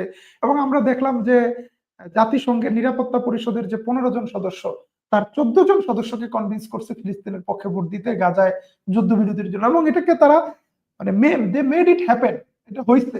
কিন্তু দিন শেষে ভেটো দিচ্ছে আমেরিকা। তা আপনি আমেরিকার সাথে তো কাউন্টার দিতে পারতেছেন না। তো এই দেশগুলো তো একত্রে এই দেশগুলো তো চেষ্টা করছে। না, এই দেশগুলো যদি একত্রে বলতো যে ঠিক আছে, এই আমেরিকা, এই ইসরায়েল, তোমরা যদি হচ্ছে আর একটা অস্ত্র ছাড়ো, আর যদি একটা গুলি চলে, এরকম একটা ডাক দিত যে আমরা সবাই কিন্তু তাহলে আপনি আমাদের সব সৈন্য নিয়ে। কাকে দিয়ে ডাক দিবেন? আপনি কি আসাদকে দিয়ে ডাক দিবেন? আপনি কি সিসিকে না, দিয়ে ডাক এই দিবেন? যে 10টা দেশের পররাষ্ট্রমন্ত্রীদের কথা আপনি বললেন যে তারা হচ্ছে দৌড়াইছে বিভিন্ন দেশে, তারা একত্রে এসে বলতো, বা ওই দেশগুলোর প্রধানরা একত্রে এসে বলতো যে আমরা সিদ্ধান্ত নিছি যে আগামী কাল থেকে যদি ফিলিস্তিনে একটা বোমা পড়ে, আমরা পুরো মুসলিম দেশের এই 10টা দেশের সব সৈন্য নিয়ে আমরা থাকবো। আপনার ধরেন যে মুসলিম বিশ্বে এমন একটা সিচুয়েশন অবস্থান করতেছে, শুধু 2টা বা 3টা দেশ নিজেদের অস্ত্র নিজেরা তৈরি করে। কারণ ইরান, তুরস্ক, মিশর কিছুটা, আপনার সৌদি আরব সহ অন্যান্য দেশগুলোর নিজস্ব কোনো অস্ত্র নাই। এরা সব ওয়েস্টের অস্ত্র আনতেছে। ওয়েস্টের অস্ত্র দিয়ে এরা কিভাবে ওয়েস্টের এলাইয়ের সাথে যুদ্ধ করবে? এদের তো যুদ্ধ করার কোনো ক্যাপাসিটি নাই। দে আর নট রেডি নাও। আমি মনে করি যে আরো 15-20 বছর সময় পেলে মুসলিম বিশ্বে যদি শক্তিশালী কোনো একটি সুপার পাওয়ার তৈরি হয়, যে মুসলিম দেশগুলোকে একটা এয়ার ডিফেন্সের আওতায় নিয়ে আসবে, সেখানে সে মুসলিম রাজধানীগুলোকে প্রোটেকশন দিবে এবং মুসলিম সেনাবাহিনীকে নিজেদের অস্ত্রে সজ্জিত করবে, তখন ইসরায়েলের সাথে সরাসরি একটা যুদ্ধ হইতে পারে। কিন্তু আপনি ধরেন আপনি বাহরাইনের কাছে বলতেছেন, এই বাহরাইন আসো, আমরা ইসরায়েলের বিরুদ্ধে যুদ্ধ করব। বাহরাইনের না আছে শক্তিশালী মিলিটারি, যা আছে তাও সব আমেরিকার, ইউরোপের আনা, যেগুলোর কোনো অনুমতি নাই ইসরায়েলের বিরুদ্ধে ব্যবহার করার। না আছে ডেমোক্রেটিক সরকার। আপনি কাকে দিয়ে কার বিরুদ্ধে যুদ্ধ করবেন? আপনি কি সিসিরে বলতে পারেন যে আসো, তোমার তো 5 লাখ সৈন্য আছে, চলো আমরা ইসরায়েলের বিরুদ্ধে যুদ্ধ করবো? তাই গত 80 আপনি বছর তো কারোর সাথে আলাপ করেন নাই, আলোচনা করেন নাই, এইভাবে তো গত 80 বছর ধরে তো এরকম কত আলোচনা। ওআইসি তৈরি তো হলো হচ্ছে ফিলিস্তিনকে রক্ষা করার জন্য। কত আলোচনা, কত কিছু, কিন্তু কেউ তো কিছু করলো নাই। ৮০ বছর পর্যন্ত হয় নাই, এখন আরো কি ৮০ বছর অপেক্ষা করতে হবে? এখন আপনি যতদিন পর্যন্ত একটা মুসলিম শক্তির ইমার্জেন্স না হচ্ছে যে অন্য মুসলিম দুর্বল দেশগুলোকে প্রোটেকশন দিতে পারে, ততদিন পর্যন্ত আপনি যদি এইরকম যুদ্ধে যান, আপনি শুধু মাইল খাবেন। তো এখন এই মুসলিম শক্তি তো মুসলিম দেশকে হতে দিচ্ছে না। আজকে ধরুন ইরান এত বছর ধরে চেষ্টা করছে, সে একটা শক্তি হিসেবে আবির্ভূত হয়েছে, অনেক অস্ত্র টস্ত্র তৈরি করছে, অনেক কিছু, কিন্তু তাকে তো সামনে আগাইতে দিচ্ছে না। এই দেখেন সিরিয়াতে তারা হচ্ছে সামনে, কি বলে, তার সামনে বাধা হয়ে দাঁড়াচ্ছে তুরস্ক। তো এখন মুসলিম শক্তি হতে চাইলে আপনি তো আগাইতে দিচ্ছেন না, এটা তো আপনার সাপোর্ট দেওয়া দরকার। আমি তো আগেই বললাম যে ইরানের যদি ফিলিস্তিনে যুদ্ধ করার ইচ্ছা থাকতো, ইরান তার সেনাবাহিনী নিয়ে গোলান মালভূমির উপর দিয়া ইসরায়েল আক্রমণ করতো। আমরা তো এটা দেখি নাই গত 20 বছরে। ইরানের ইন্টেনশন নিয়ে তো আমার প্রশ্ন আছে। না, ইরান প্রক্সি দিয়া যতটুকু সম্ভব চেষ্টা করছে। কোন পৃথিবীর কোন ইতিহাসে একটা যুদ্ধ আছে যে প্রক্সি দিয়ে এই যুদ্ধটা জয় না, করা গেছে? প্রক্সি দিয়ে যুদ্ধ মিলিটারি জয় ছাড়া। করা না, প্রক্সি দিয়ে সে সাপোর্ট নেবে, সে প্রক্সিটা তৈরি করছে, তৈরি সে করার নিজে পরে যুদ্ধ করলো না, সে প্রক্সি দিয়ে যুদ্ধ করলো। এটা মানে কোন মানে বাস্তব তার তো সেই ভিত্তি আছে? ফাইনাল যুদ্ধ এখনো শুরু হয়নি, সে জাস্ট হচ্ছে প্রক্সিদের রেডি করতেছে, কিন্তু সে রেডি করার ক্ষেত্রেই তো ইসরায়েল আমেরিকার সাথে অন্য মুসলিম দেশ হইয়া সেই প্রক্সি গুলো শেষ করে দিচ্ছে। আপনার এ, যুদ্ধের নিয়ম হলো যে আপনি লং টাইম প্রিপারেশন নেবেন, শর্ট টাইম যুদ্ধ করবেন। পৃথিবীতে যুদ্ধগুলো এমন হয়, ঠিক আছে? আপনি দেখেন যে সিরিয়ার মানুষরা 7 বছর ধরে ট্রেনিং নিচ্ছে, যুদ্ধ করছে 7 দিন, অল্প রক্তপাতে দামেস্ক পর্যন্ত সব বিজয়। ওইখানে তো অনেক ধরনের চুক্তি কিন্তু টুক্তি, মোসাদ, আপনার CIA, আপনার কত কিছু। আপনার আপনার আপনি যুদ্ধ করতেছেন 1 বছর ধরে, আপনার মানুষ মারা যাচ্ছে লাখে লাখে। আপনি কার জন্য যুদ্ধ করতেছেন? আপনি কি মানুষকে সেভ করার জন্য যুদ্ধ করতেছেন, না মারার জন্য যুদ্ধ তাহলে করতেছেন? আপনি বলতেছেন যে যুদ্ধ টুদ্ধ করার দরকার নেই, যুদ্ধ ইসরায়েল করবেন, যেভাবে মানুষ ফিলিস্তিনিদের মারতেছে এভাবে মারতেই থাকবে। যুদ্ধ করবেন। ধরেন যে 1973 সালে আরব ইসরায়েল যুদ্ধ হয়েছে। আরব ইসরায়েল যুদ্ধ কয়দিন হয়েছে? হয়তো 15 দিন। ঠিক আছে? যুদ্ধের মধ্যে কনক্রিট রেজাল্ট আছে। আচ্ছা, এখন এই ফিলিস্তিন মিশরের সমস্যার কাছে সমাধান কি? ফিলিস্তিন সমস্যার এই মুহূর্তে সমাধান হলো ফিলিস্তিনে একটা যুদ্ধবিরতি লাগবে, আর সেই ফিলিস্তিনের মানুষকে যুদ্ধবিরতির জন্য বাঁচাইতে কি হবে। করা যায়? হ্যাঁ, এই যুদ্ধবিরতির জন্য আলোচনা চূড়ান্ত পর্যায়ে আছে। আমরা আশা করতেছি খুব অল্প সময়ের মধ্যে যুদ্ধ বন্ধ হবে। ডোনাল্ড ট্রাম্প চাপ দিচ্ছে যে ডোনাল্ড ট্রাম্প ক্ষমতায় আসার আগেই এই যুদ্ধবিরতি হতে পারে। তারপরে যতদিন পর্যন্ত এমন কোন শক্তি না হয় যে ইসরায়েলকে কাউন্টার দিতে পারে, ততদিন পর্যন্ত ফিলিস্তিনিদেরকে বিভিন্ন ধরনের কৌশলে আপনার বিভিন্ন ধরনের যুদ্ধবিরতি চুক্তি করে বড় কোনো সংঘাত থেকে রক্ষা করতে হবে। ফিলিস্তিন জাতিকে রক্ষা করতে হলে এই মুহূর্তে যুদ্ধে ঠেলে দেওয়ার কোনো সুযোগ নেই। আচ্ছা, এখানে তাহলে আরেকটা শেষ প্রশ্ন বা শেষের কাছাকাছি প্রশ্ন, অনেক শেষ প্রশ্ন হইলে অনেক প্রশ্ন করছি। সেটা হচ্ছে যে এই সিরিয়ায় এখন যে পরিস্থিতি, এটাকে শান্ত পরিস্থিতি করার জন্য, যেমন আপনার সাথে এর আগে যখন কথা বলছিলাম তখন আপনি কিন্তু একটা বিষয় সামনে নিয়ে আসছিলেন যে গোলান মালভূমি থেকে যতটুকু জায়গা, মানে গোলান মালভূমি আগেই তো ইসরায়েলের দখলে ছিল, জি, যতটুকু জায়গা ইসরায়েলের কাছ থেকে ইসরায়েল পরবর্তীতে দখলে নিছে সেই জায়গাটুকু আহ, মুক্ত করাটা গুরুত্বপূর্ণ, নাকি পিকেকে ওয়াইপিজির অধীনে যে জায়গাগুলো আছে, তার হাতে যে জায়গাগুলো আছে সেগুলো মুক্ত করা গুরুত্বপূর্ণ? এরকম একটা প্রশ্ন আপনার কাছ থেকে শুনছিলাম, সেটার একটা বিষয়। আরেকটা বিষয় হচ্ছে যে সিরিয়াতে তুরস্ক এবং রাশিয়া কি আসলে একত্রে কিছু করতে চাইছে? এখন আপনার দ্বিতীয় প্রশ্নটা নিয়ে যদি আমি উত্তর দেই, যে তুরস্ক এবং রাশিয়ার বিভিন্ন ফ্রন্টে বিভিন্ন ধরনের আলোচনা আছে, এঙ্গেজমেন্ট আছে। তুরস্ক একাধারে ন্যাটোর সদস্য, সেখানে রাশিয়া তুরস্কের শত্রু। আবার একই রিজিয়নের হওয়ার কারণে প্রেসিডেন্ট এরদোয়ানের সাথে পুতিনের একটা ভালো সম্পর্ক আছে, অ্যাটলিস্ট কথাবার্তা বলার জায়গা আছে। ইউক্রেনকে নিয়ে অনেকবার প্রেসিডেন্ট এরদোয়ান যুদ্ধবিরতির বিভিন্ন আয়োজন করেছে। আজকের ভাষণেও সম্ভবত পুতিন বলেছেন যে 2019 সালে ইস্তাম্বুলে যেই আলোচনার একটা মডেল তৈরি করা হয়েছিল ইউক্রেন সংকটের সমাধান, সেই মডেলে হতে পারে। এখন সিরিয়ার পাশাপাশি তুরস্কের একদিকে সিরিয়া, আরেকদিকে হলো আপনার জর্জিয়া। আমরা দেখছি যে জর্জিয়াতে নতুন করে একটা কনফ্লিক্ট দানা বাঁধতেছে। এখানে জর্জিয়ার ইউরোপীয় ইউনিয়নে প্রবেশ নিয়ে জর্জিয়ার মানুষের আগ্রহ, রাশিয়ার অনাপত্তি, এই জায়গায় আর একটা নতুন যুদ্ধের ফ্রন্ট খুলতে পারে। সেই কারণে এরদোয়ানের সাথে একটা যে কোনো ধরনের লিয়াজু রাশিয়ার হতে পারে, যে এরদোয়ান বা তুরস্ক বা সিরিয়ার এই শক্তিগুলো রাশিয়াকে এখান থেকে একটা সেফ এক্সিট দিবে, রাশিয়া যাতে তার ফুল কনসেন্ট্রেশন ইউক্রেন এবং জর্জিয়াতে রাখতে পারে, যেটা সরাসরি রাশিয়ার সীমান্ত। রাশিয়া তো তার নিজের সীমান্ত জর্জিয়াকে, ইউক্রেনকে অরক্ষিত রেখে 2000-5000 কিলোমিটার দূরে যায় যুদ্ধ করবে না। তার প্রায়োরিটি তো তার রাজধানী আগে, তার রাজধানী আক্রান্ত হচ্ছে, তার সীমান্ত অনিরাপদ, এরকম একটা কিছু হতে পারে। দ্বিতীয়ত হলো গোলান মালভূমি। গোলান মালভূমি শুনলে সবার মধ্যে একটা আবেগ চলে আসে যে গোলান মালভূমি তো এরকম প্রচারণা যে এটা তো বাশার আল আসাদের পতনের কারণেই এটা ইসরায়েল নিয়ে গেছে। এটার ফ্যাক্ট হলো গোলান মালভূমি 1967 সালের যুদ্ধে যখন হাফিজ আল আসাদ সেনাবাহিনীর অফিসার, তখন এটা সিরিয়া হারিয়েছে ইসরায়েলের কাছে। এবং 1974 সালে একটা চুক্তি হয়েছে, সেই চুক্তিতে অলমোস্ট 80-90% গোলান হলো ইসরায়েলকে দিয়ে দেওয়া হয়েছে, ইসরায়েলের দখলদারিত্বকে মেনে নেওয়া হয়েছে। অল্প কিছু জায়গায় সিরিয়ার সৈন্যরা থাকবে, যেখানে আসলে জাতিসংঘের সৈন্যরা ছিল। এখন ইসরায়েল যখন দেখেছে যে রাশিয়ান সৈন্যরা সরে গেছে, তারা তার সুযোগে সেই জায়গাটার কন্ট্রোল নিয়েছে। এটা স্ট্র্যাটেজিক্যালি ইম্পর্টেন্ট একটা জায়গা, এটা সিরিয়া ফেরত চায়, ফেরত নিবে, সেটা তার অভিপ্রায় ব্যক্ত করেছে। কিন্তু এই গোলান মালভূমিতে এমন কোনো খনিজ সম্পদ নেই, এবং এই ড্রোনের যুগে, স্যাটেলাইটের যুগে উচ্চ ভূমিতে অবস্থান করাটা আগের মতো গুরুত্বপূর্ণ না। আগে যেমন পাহাড়ের উপর দাঁড়িয়ে থাকলে দূর থেকে সৈন্যদেরকে দেখা যেত, এখন আপনি ড্রোনের মাধ্যমে, স্যাটেলাইটের মাধ্যমে সৈন্যদেরকে দেখতে পারেন, শত্রুদেরকে। এখন সিরিয়ার জন্য প্রায়োরিটি হলো সিরিয়ার 30% জায়গা, যেটা আমেরিকা এবং ইসরায়েলের প্রক্সি পিকেকেরা দখল করে রাখছে। এই জায়গাটায় আবার সিরিয়ার তেল সম্পদ, গ্যাস সম্পদের 70%। এই জায়গাটা যদি সিরিয়া আগে মুক্ত করতে পারে, তাহলে সিরিয়ার কাছে নগদ অর্থ আসবে।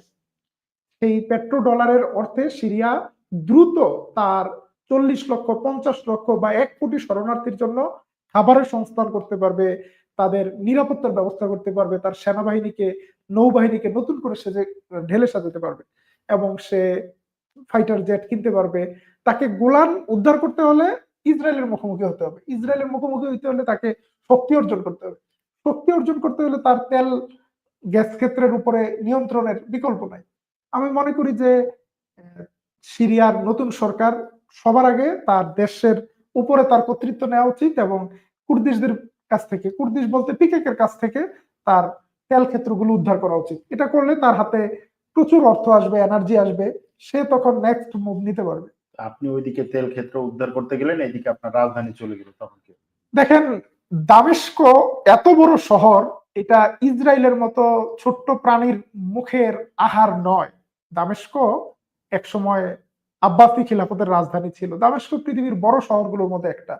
ইসরায়েল গাজার মতো ছোট্ট একটা শহরকে এখনো অর্জন করতে পারে নাই, এবং শহরের যুদ্ধ অনেক কঠিন। এখানে ইসরায়েল যদি মনেই করতো যে দামেস্ক এত সহজে জয় করে ফেলবে, এতদিনে জয় করতো, এত সহজ না। জাহিদ ভাই আমাদের সাথে প্রায় 1 ঘন্টারও বেশি কথা বললেন। আপনারা যারা আমাদের দর্শক, এই 1 ঘন্টা ধরে এখনো পর্যন্ত 2300-এর উপরে দর্শক আছেন লাইভে। এই 1 ঘন্টা ধরে আপনারা যারা ধৈর্য ধরে দেখলেন এবং প্রশ্ন করলেন, মন্তব্য করলেন, আপনাদের প্রশ্নগুলোর মোটামুটি সরাসরি হুবহু প্রশ্ন না করলেও প্রায় এক কাছাকাছি টাইপের প্রশ্ন, এবং সেগুলোর উত্তর দেওয়ার চেষ্টা করলাম। ডক্টর জাহিদুল ইসলাম ভাইকে আমাদের এই লাইভে আসার জন্য আমাদের দর্শকদের পক্ষ থেকে এবং আমাদের এই চ্যানেলের পক্ষ থেকে অসংখ্য ধন্যবাদ জানাচ্ছি। আপনার যদি কোনো বলার থাকে, কোনো প্রশ্ন থাকে, অথবা আমাকে কিছু বলার থাকে, দর্শকদের কিছু বলার থাকে, বলতে পারেন। আচ্ছা, প্রথম কথা হলো যে আমার সব লজিকের সাথে সবাইকে একমত হতে হবে না। আমি সবার মতের স্বাধীনতায় বিশ্বাস করি। কেউ মনে করতে পারে যে ইরান যে স্ট্র্যাটেজি নিয়েছে সেটা সঠিক, কেউ মনে করতে পারে সেটা ভুল, কেউ মনে করতে পারে তুরস্ক যে স্ট্র্যাটেজি নিয়েছে সেটা সঠিক, কেউ মনে করতে পারে ভুল। এখানে কোনো রাষ্ট্রের স্ট্র্যাটেজি কোনো ধর্মগ্রন্থ নয় যে এটাকে আমার অন্ধভাবে বিশ্বাস করতে হবে। কিছু লোক মনে করে যে এরদোয়ান যেটা বলেছে সেটা মনে হয় যে বাইবেল, অথবা খামেনি যেটা বলছে সেটা বাইবেল। কারো কথাই বাইবেল না। একটা রাষ্ট্র তার পলিসি নেয়, পলিসি, সঠিক পলিসিও বেঠিক সময় হলে অন্যান্য ফ্যাক্টরের কারণে ভুল প্রমাণিত হইতে পারে। সেই কারণে আমরা যে কোনো জিনিসকেই প্রশ্ন করতে পারি। আমার যেই মতামত সেটাকে আপনারা প্রশ্ন করতে পারেন, সেটাকে ক্রিটিক করতে পারেন। আমি নিজেও ভুল হতে পারি, আমার অ্যানালাইসিস ভুল হতে পারে, কিন্তু আমরা মুসলিম বিশ্বের সংকট নিয়ে আলোচনা করব এবং আমাদের আলোচনার মূল ফোকাল পয়েন্ট হবে মানুষকে কিভাবে সেভ করা যায়। আপনি কোনো একটা দেশ সে হিরো হয়ে গেল, সে মহানায়ক হয়ে গেল, মানুষ সব শেষ হয়ে গেল। দেশ কাদের জন্য? দেশ তো মানুষের জন্য। আপনি বলছেন আপনি ফিলিস্তিনকে রক্ষা করতেছেন, আপনি 50 লক্ষ মানুষকে রক্ষা করার জন্য 50 কোটি মানুষকে বিপদের মুখে ফেলে দিচ্ছেন। আমার কাছে এটা ভিয়াবল কোনো পলিসি মনে হয় না।